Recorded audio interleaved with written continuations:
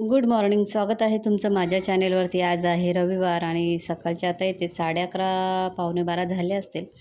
तर आज रविवार म्हणून मग लेट उठणं, लेट सर्व दिवसभर मग कामं काही संपतच नाहीत. तर रविवार मला अजिबात आवडत नाही कारण दिवसभर काम करायला लागतं. उठतानाच आपण लेट उठतो. लेट उठल्यावर मग सर्व कामे लेट होतात आणि मग दिवसभर कामं काही संपत नाहीत. तर आता इथे मी उठून लाद्या वगैरे पुसून सर्व आवरून झालेले आहे. माझी अंघोळ वगैरे झाली. अ, माझ्या मिस्टरांची सुद्धा अंघोळ झाली, पण त्यांची तब्येत थोडी बरी नाही म्हणून ते परत झोपले. मग मी मुक्ताला आता एकीकडं पाणी तापत ठेवलं. मग खीर बनवली. शेवया आणि जे मी प्रीमिक्स बनवलं होतं त्याचं मी खीर बनवली आता आणि खीर बनवली एका साईडला. आता एकीकडे मी ओट्सचा उत्तप्पा करणार आहे. तर अर्धी वाटी मी गहू घेतलं आपलं सॉरी अर्धी वाटी मी बेसन पीठ घेतलं आणि 1 ते दीड वाटी मी त्याच्यामध्ये ओट्स घेणार आहे आणि ते मिक्स करून 10 ते 15 मिनटं बाजूला ठेवून देईल. आणि मग त्याच्यामध्ये दुसरं काहीच टाकणार नाही. फक्त हळद, मीठ, चटणी एवढंच टाकणार आहे आणि पाऊण वाटी दही टाकणार आहे आणि त्याचे मी डोसे बनवणार आहे. तर आता इथे मी वेलची पूड टाकली. नंतर थोडं जायफळ किसून टाकलं खिरीमध्ये.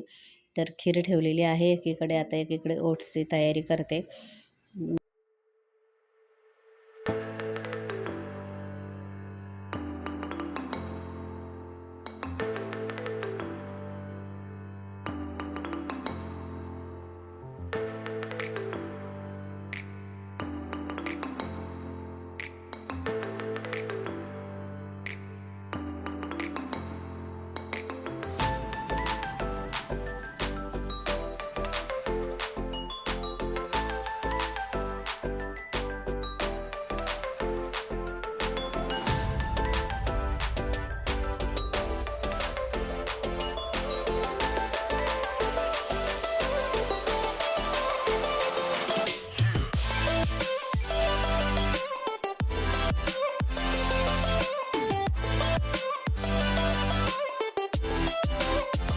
तरी दोघं कधी उठतील माहीत नाही आणि मला भूक लागली.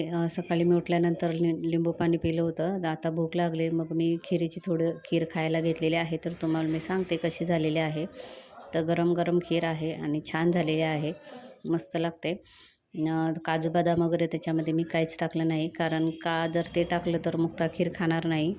म्हणून मग मी वेलची पूड टाकले तरी पण भीत टाकले कारण का थोडं जरी त्याचा कण वेलचीचा आला ना तिच्या तोंडामध्ये तरी ती खाणार नाही अशी आहे तिची सवय. म्हणून मग मी दुसरं काही ड्रायफ्रुट्स वगैरे टाकलं नाही. माझ्या घरात असा रूल आहे की काही बनवलं म्हणजे आम्ही घरात सकाळ संध्याकाळ जे काही बनवू ते पहिलं बनवल्यानंतर देवाला दाखवतो. त्याच्यानंतरच आम्ही खातो. पण आता ज्यावेळेस माझे महिन्याचे ते दिवस चालू असतात त्यावेळेस मी देवाला नैवेद्य दाखवत नाही. तर मग आता ते दिवस चालू आहेत म्हणून मग मी खीर खायला घेतली. नाहीतर मी खाल्ली नसती. हे जेव्हा उठले असते त्यांनी देवाला नैवेद्य दाखवला असता, त्यांनी खाल्लं असतं, त्याच्यानंतरच मी खाल्लं असतं. पण आता काही ते देवाला नैवेद्य दाखवायचा नाही म्हणून मग मी खीर खायला घेतली. नाहीतर पहिलं आम्ही देवाला दाखवतो मगच खातो. तर आता इथे मी पटकन ओट्सचा उत्तप्पा म्हणू शकता, बेसन पोळी आपण जशी करतो तशी पोळी म्हणू शकता काही. तर ते मी पटकन आता करायला घेतलेली आहे. पटकन करून घेते आणि ते ओट्सचे जेले इतके भारी झाले होते. दही साखर किंवा अशी खूप छान लागत होते. मुक्ताने आणि तिच्या पप्पाने दही साखर आणि ते छेले खाल्ले आणि मी तसंच खाल्ले. नंतर मग मी ते बनवत ठेवलं आणि इकडे पटकन गोधड्या उचलून घेते. मुक्ता झोपली होती म्हणून ते उचलायचं राहिलं होतं. तर मग तिकडं तव्यावरती तो टाकला एक डोसा आणि मी इकडं अंथरुणं उचलायला आलेले आहे.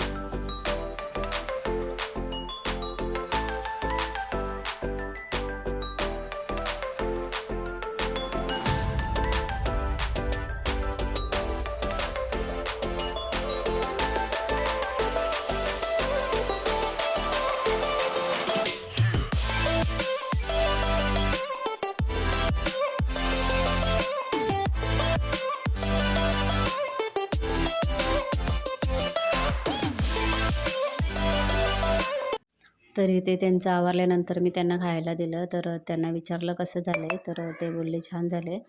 नंतर मग म्हटले थोडे उत्तप्पा थोडा खारट झाला आहे. मग मी त्यांना म्हटले खारट नाही झाला, तुमच्या जिभेवरच तुमच्या आईने म्हटलं ज्याला त्यावेळेस मीठ ठेवलं होतं म्हणून तुम्हाला काही केलं तरी खारट लागतं.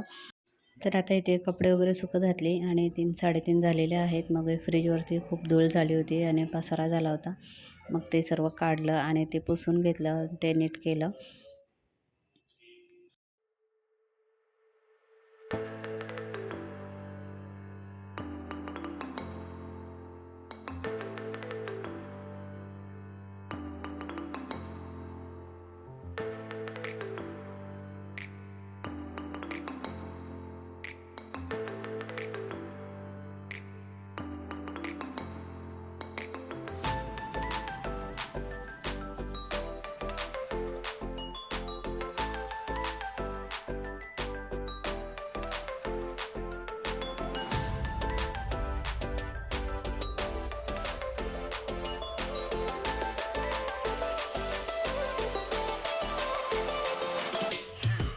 लगेचच मग मी किचन पुसून घेतला, कारण संध्याकाळ झाली होती, 4-4:30 झाले होते. मग किचन पुसून घेतला, कारण किचन जर स्वच्छ असलं तर आपल्याला जेवण करताना प्रसन्न वाटतं, छान वाटतं.